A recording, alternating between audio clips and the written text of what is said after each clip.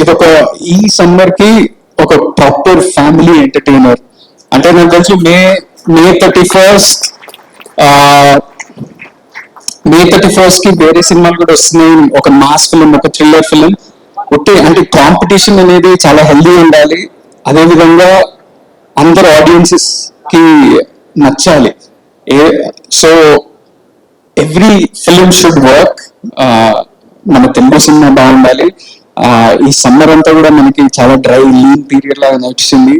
కానీ మన తెలుగు సినిమా బాగుండాలంటే చిన్న సినిమాలు, మీడియం సినిమాలు నడుస్తూనే మనం ముందుకు వెళ్తా ఉంటాం. ఎందుకంటే చాలా మంది పెద్ద సినిమాలు చాలా టైం పడుతుంది తీయడానికి.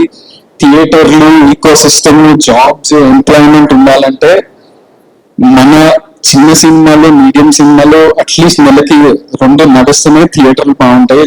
లేకపోతే it's very hard. And we made a good film. We are happy with the product. And నా రిక్వెస్ట్ ఏంటంటే ఆడియన్స్ కి మీరు వెళ్ళి చూడండి, మీకు నచ్చితే ఒక మంచి వర్డ్ ఆఫ్ మౌత్ స్ప్రెడ్ చేయండి.